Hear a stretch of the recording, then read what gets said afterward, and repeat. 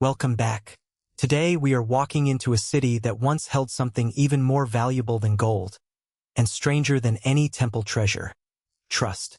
Picture a warm morning in the 2nd century, the marble underfoot already hot enough to feel through leather sandals. The harbor street stretching out ahead of you, polished so bright it seemed to hold its own reflection of the sky. Merchants are calling out prices in half a dozen languages. A line of clerks sits behind a long counter inside a colonnaded hall, counting coins with the calm, practiced boredom of men who do this every single day. None of them know that centuries from now, historians will look back at this exact ordinary transaction and call it one of the first true banks in human history. None of them know that the harbor behind them, so full of masts and shouting sailors, will one day vanish entirely, swallowed by silt, leaving this proud port city stranded miles from the sea. Using AI reconstructions, archaeological surveys, and paintings drawn from centuries of artists who tried to imagine this place in its glory, we are going to walk through Ephesus as it stood at its height, then follow it all the way down into the earth, and back up again into the sunlight of today, where you can still stand on these very stones.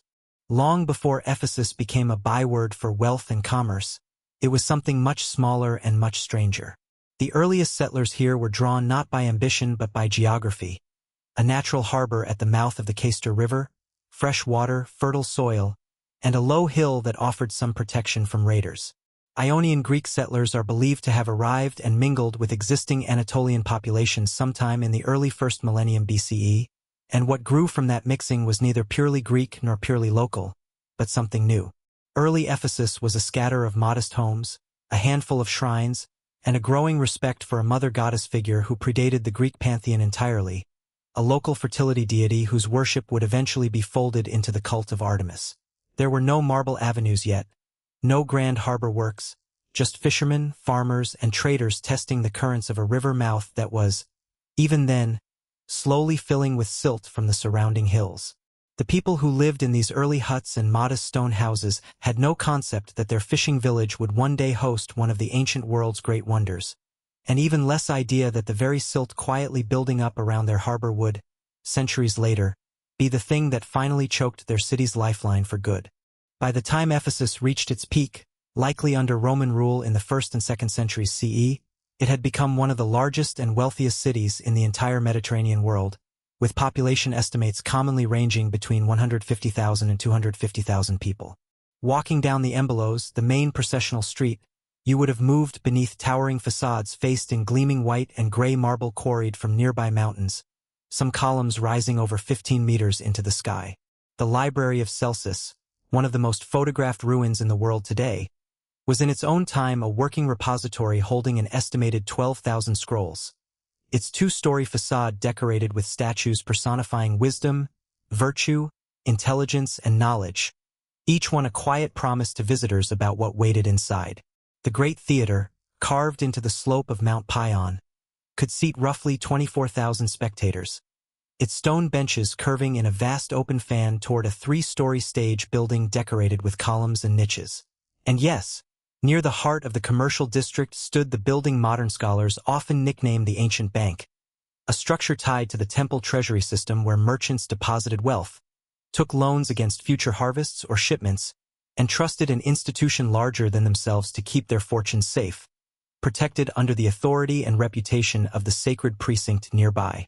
Even at its most magnificent, Ephesus was never finished. Aqueduct repairs were a constant. Sections of the harbor channel needed near continuous dredging, an expensive, exhausting battle against the very river silt that had given the city life in the first place. Scaffolding was as much a part of the skyline as marble columns, a living, working city perpetually patching, expanding, and arguing with its own geography.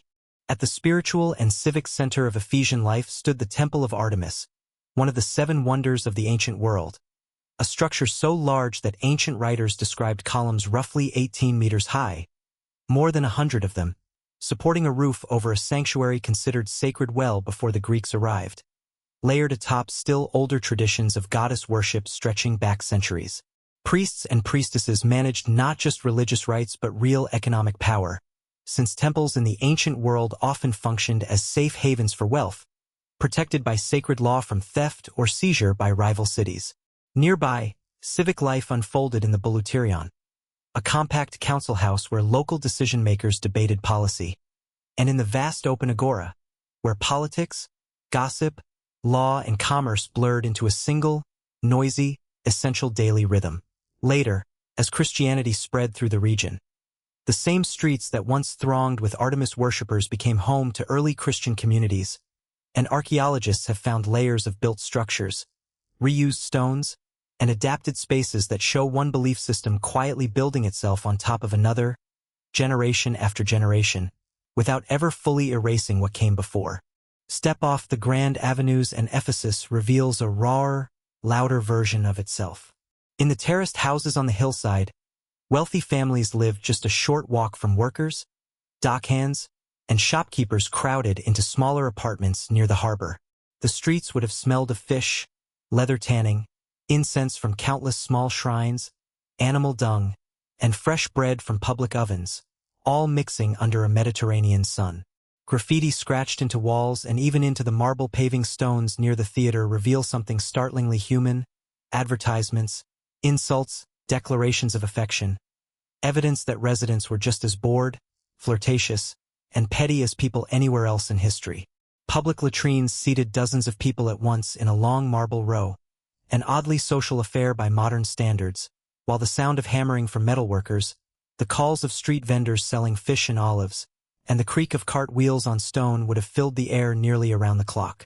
This was not a quiet monument. It was one of the loudest, most crowded cities of its age. Perhaps nowhere expressed civic pride more than the harbor itself, and the massive bath and gymnasium complexes that lined the city's public spaces.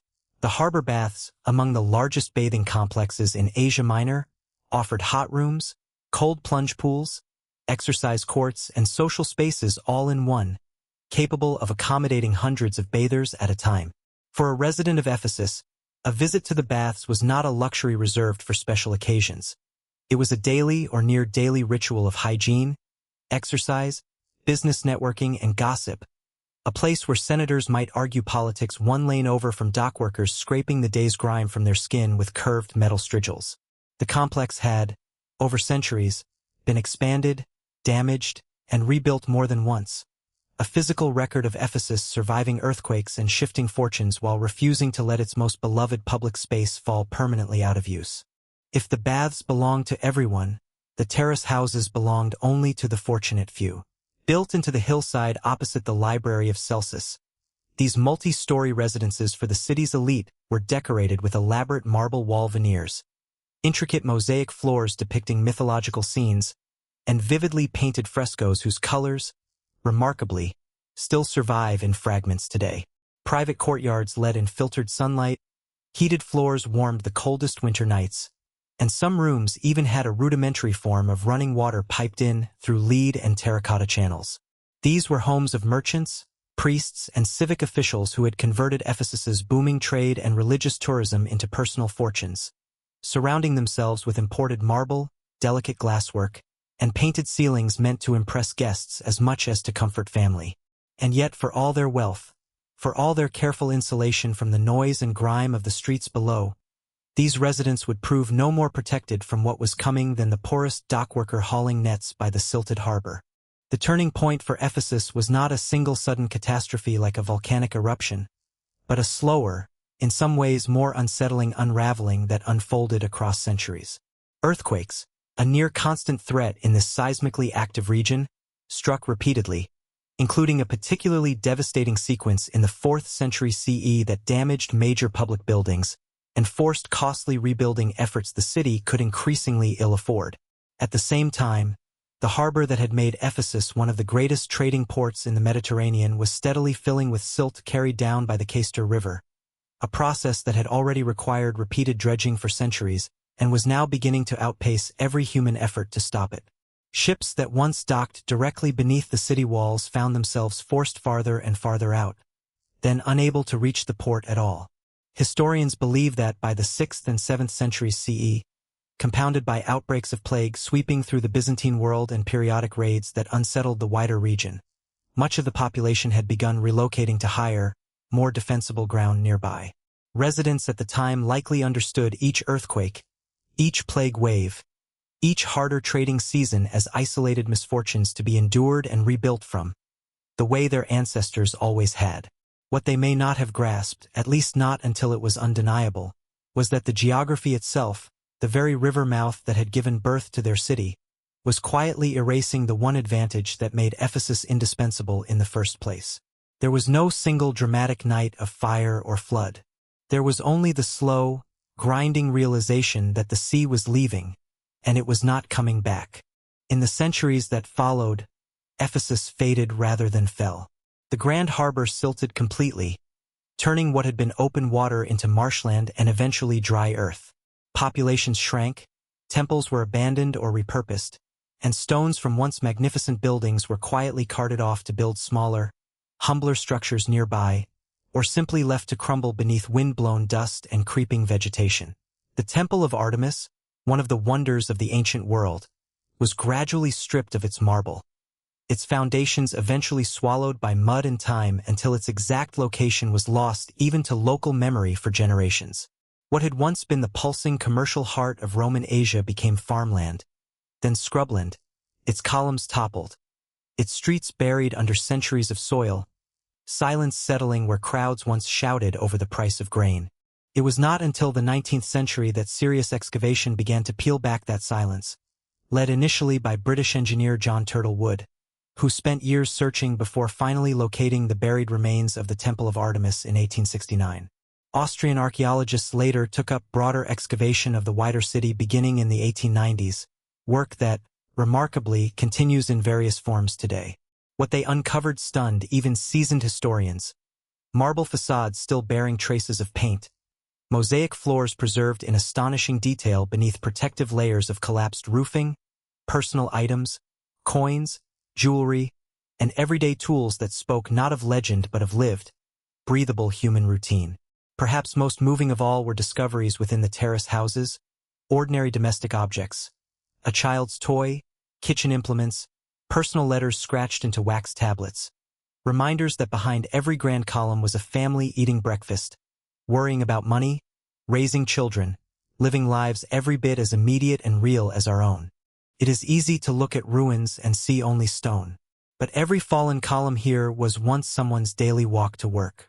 Every quiet, grass-covered foundation was once a kitchen, a bedroom, a place where someone fell in love or grieved a loss. Ephesus was not a monument built to be admired from a distance. It was a home to hundreds of thousands of people who never once thought of themselves as history, only as people trying to get through an ordinary Tuesday. Today, you can walk that same Embolo street the merchants once crowded, its marble paving worn smooth by 2,000 years of footsteps, your own included if you make the journey. The facade of the Library of Celsus still rises dramatically at the street's end, painstakingly reconstructed from fragments in the 20th century, its statues now replicas standing in for originals housed safely in museums in Vienna. The Great Theatre still holds concerts and events on occasion, its acoustics as impressive now as they were when actors' voices carried effortlessly to the highest rows. The terrace houses have been enclosed under a modern protective roof, allowing visitors to walk on elevated walkways directly above those same mosaic floors and painted walls, an almost startlingly intimate window into elite Roman domestic life. The site once occupied by the Temple of Artemis is far quieter now, a single reconstructed column standing amid marshy ground, a haunting, almost humbling contrast to its ancient reputation as one of the wonders of the world. And the harbor, the reason Ephesus existed at all, is gone entirely, its former waters now flat agricultural land several kilometers from the modern coastline, the sea having retreated so completely that first-time visitors are often startled to learn this landlocked ruin was ever a port at all. Thank you so much for walking through Ephesus with me today. If you enjoyed seeing this city rise, thrive, and quietly fade back into the earth, let me know in the comments, and tell me which lost place you would like to see brought back to life next. I read every suggestion, and your ideas genuinely shape what we explore here. I'll see you in the next one.